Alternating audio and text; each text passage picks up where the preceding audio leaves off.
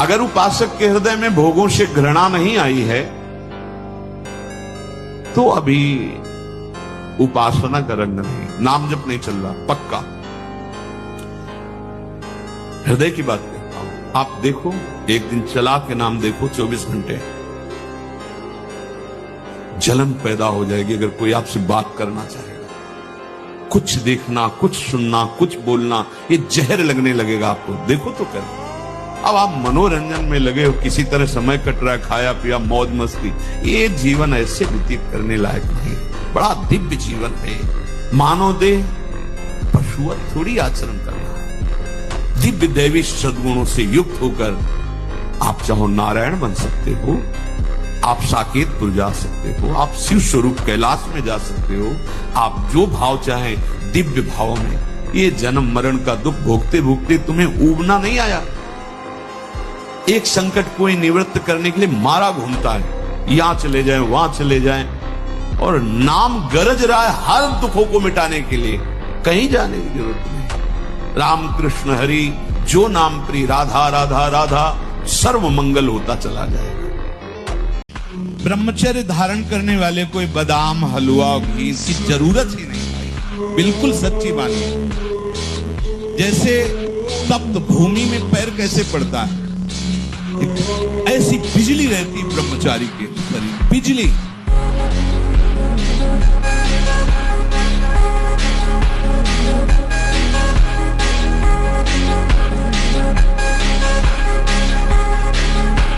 अब मांस खाता है, मदिरा पीता है, बड़ी मीठी बात करता है, पर वो राक्षसी स्वभाव का आदमी है। वो भजन करता है, ठीक से चलता है, दूसरों के दुख सुख को समझता है, वो दैवी स्वभाव का आदमी है।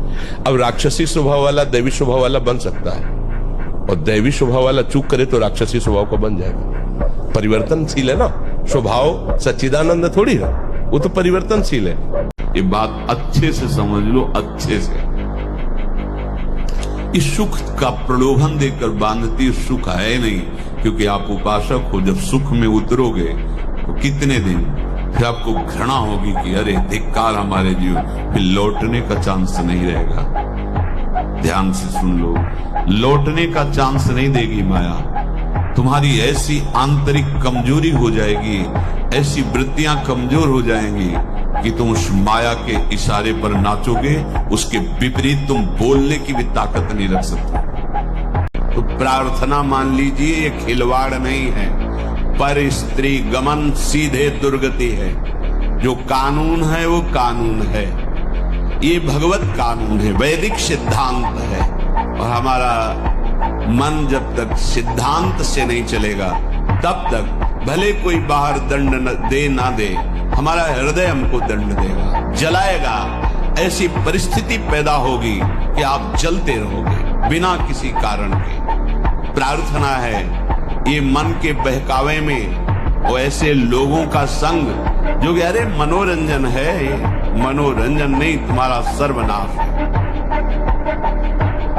जल्दी उठने के लिए कि सुबह 4 बजे उठना चाहिए, सब क्रिटिसाइज करते हैं कि नहीं सुबह जल्दी उठने से कुछ नहीं होता। मेरे पापा तो 10 बजे उठते हैं और इतना काम कर लेते हैं। हाँ, तो आदर्श वो अपने पापा का रखे वो किसी संत महात्मा या शास्त्र का आदर्श थोड़ी रखे, आदर्श तो पापा का रखे।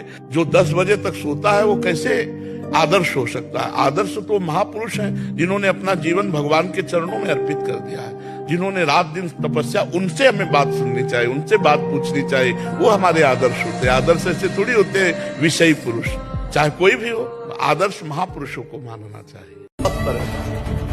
ये मन की चालबाजी। क्या चाहिए तुम्हें? भारी से भारी विपत्ति को दूर करने के लिए आर्त भाव से पुकारो भगवान को। तुम्हें धनी बनना है, अनुष्ठान कीजिए। हम कह रहे किसी विशेष मंत्र आदि की तरफ न बढ़िए, बोलिए राधा राधा। क्या चाहिए आपको? कृष्ण कृष्ण बोलिए। सब मंत्रों का सार है नाम में, आप बोलिए तो नाम। पवित्र होइए, गंदे आचरण छोड़िए। क्या चाहिए आपको? इनमें से किसी एक का प्रवेश हो गया तो सर्वनाश कर देगा कलयुग। बुद्धि ही काम नहीं करेगी। प्रधान स्थान मदिरापान, पर स्त्री गमन, मांस खाना, जुआ खेलना, चोरी करना, ये 5 स्थान इसके प्रधान बड़े ऑफिस हैं। छोटे छोटे तो बहुत से।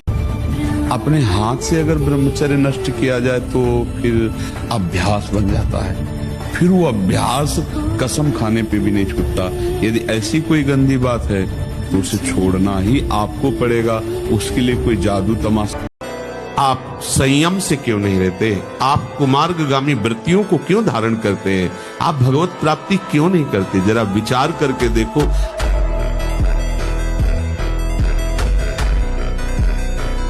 तुम नाम जप करो, अच्छे आचरण करो, गंदी भोजन, गंदा दर्शन, गंदी वृत्तियों का त्याग करो, आगे का मार्ग कुछ समझ में आ जाएगा।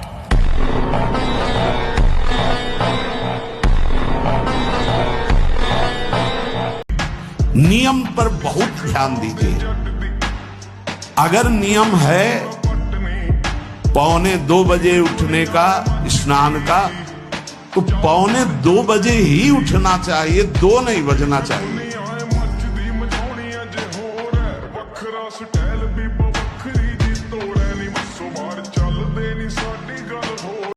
जिस समय आपके हृदय में कोई गंदी चेष्टा करने की भावना, उस समय कहाँ गया आपका विवेक, विचार, भगवत स्मरण कहाँ गया?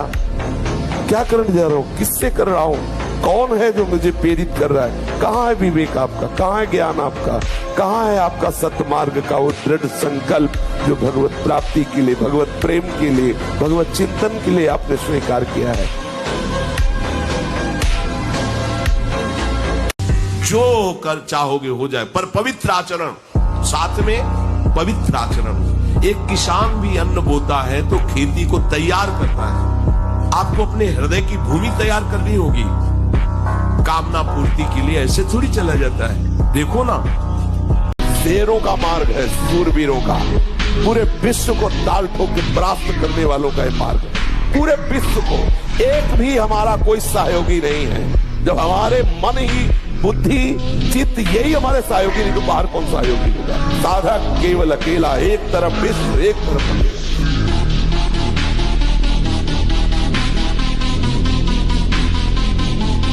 कि अगर आप आज तक गलती हुई ऐसी, और आज से स्वीकार करो कि अब लो नशानी अब ना नशी, और आप भगवान नाम कीर्तन करो, गोपाल शास्त्र नाम कीर्तन करो, तो निष्पाप होगा। वो पाप आपको भोगना नहीं पड़े। पर अगर आगे फिर कर दिया तो पीछे का ब्याज सहित जुड़ जाएगा। ये उन्हीं के लिए है, अब लो नशानी, चाहे जितना बड़ा पाप हो। आप ऐसा स्वभाव बनाइए कि यदि एक कमरे में आपको बहुत काल तक अकेला रह